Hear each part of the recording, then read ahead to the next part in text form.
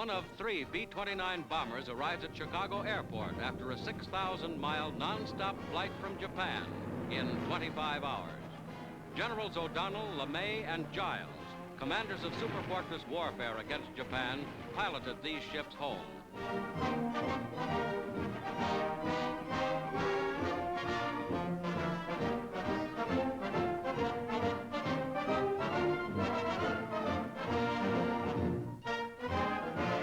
Stripped of armor and guns, the planes originally carried 10,000 gallons of gasoline at the takeoff from Hokkaido Island for the trip via the Arctic Circle, a quarter way around the world.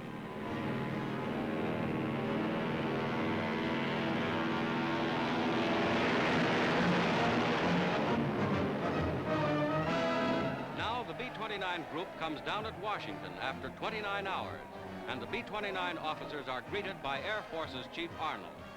3 men who have earned a well done for their successful leadership.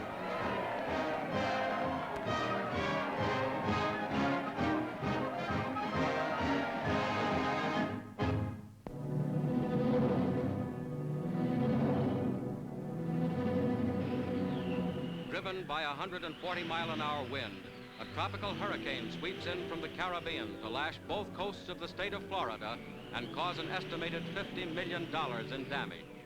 Miami's waterfront and residential areas are whipped by the wind.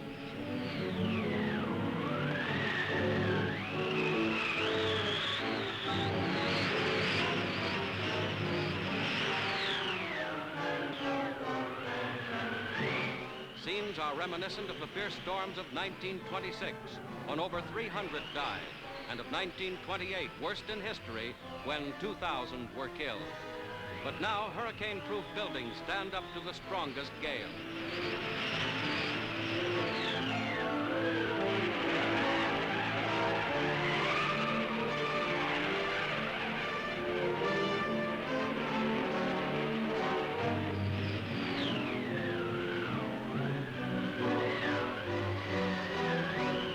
The ocean is lifted into Miami streets, and palm trees are torn to shreds as the hurricane reaches its peak, shattering acres of plate glass in the city's shops. Pedestrians are driven to storm-proof shelters, and motorists struggle to reach safe haven. Communications and crops also suffer heavily as the storm ravages the entire area before sweeping north and out to sea.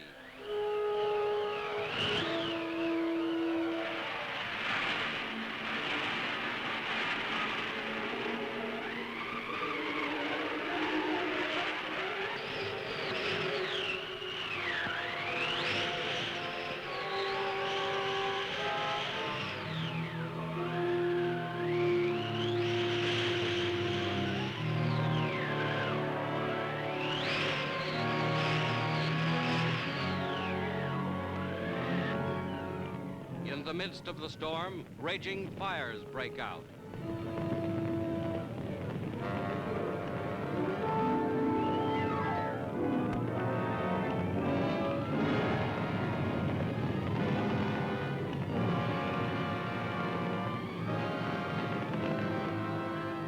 Daylight reveals the extent of damage caused by the high-velocity storm.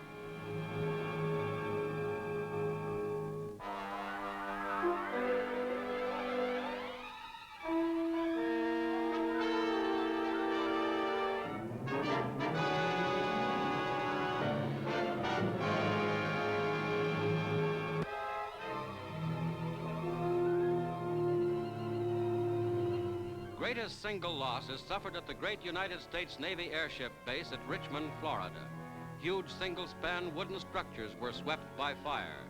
366 aircraft were lost. The loss at this air base added considerably to the hurricane's heavy toll.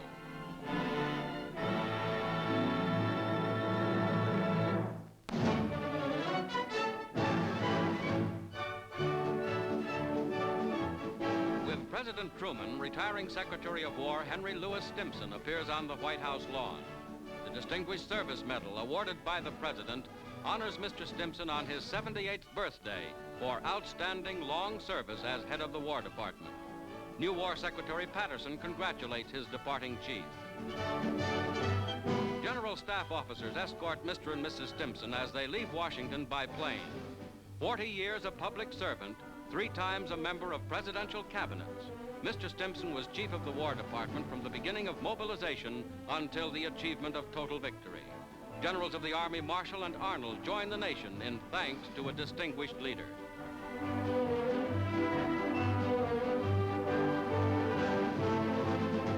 At Fort Hamilton, New York, Sergeant Joe Louis marches up to receive military honors.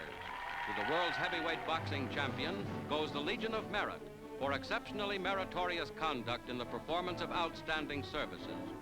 During his physical training tours of Army camps in the United States, England, Africa, and Italy, Joe Louis fought in 96 exhibition bouts. Soon to be discharged, he expects to return to professional boxing.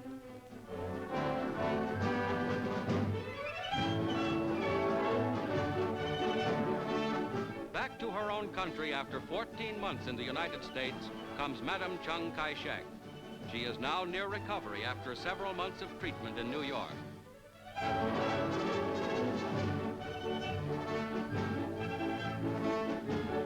Generalissimo Chung arrives to meet his wife at Chungking.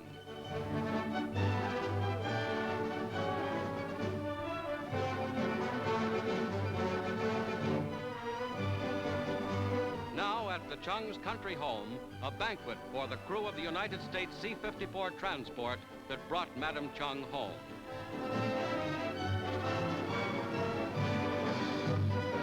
And decorations from the Generalissimo.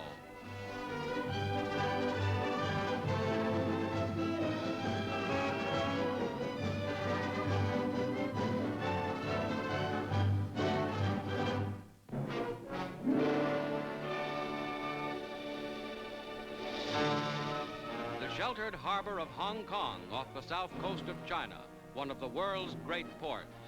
Only slightly damaged by war, Hong Kong has been occupied by the Japanese for nearly 4 years.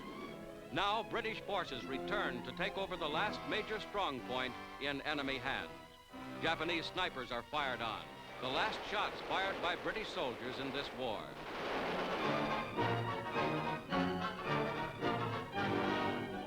Last few sullen holdouts are rounded up.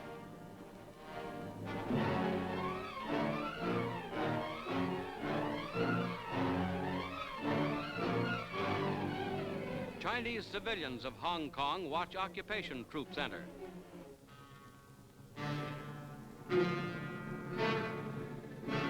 With the questioning of the Japanese former commandant, the formal surrender, which took just 12 minutes, is over.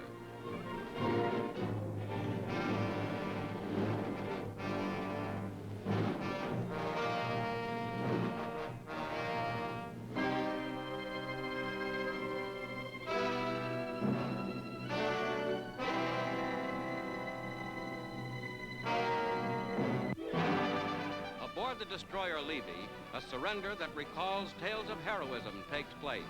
The Marines come back to Wake Island. U.S. General Lawson Sanderson accepts the capitulation of the Japanese garrison. Wake Island, bypassed in the surging Pacific offensive, is reclaimed at war's end.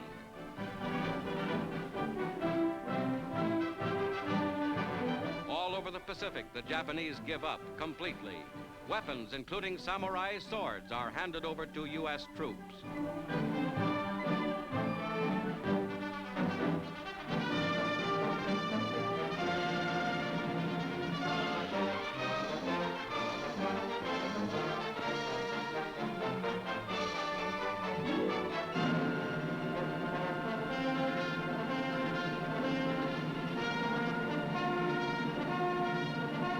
Stars and stripes are raised again on Wake.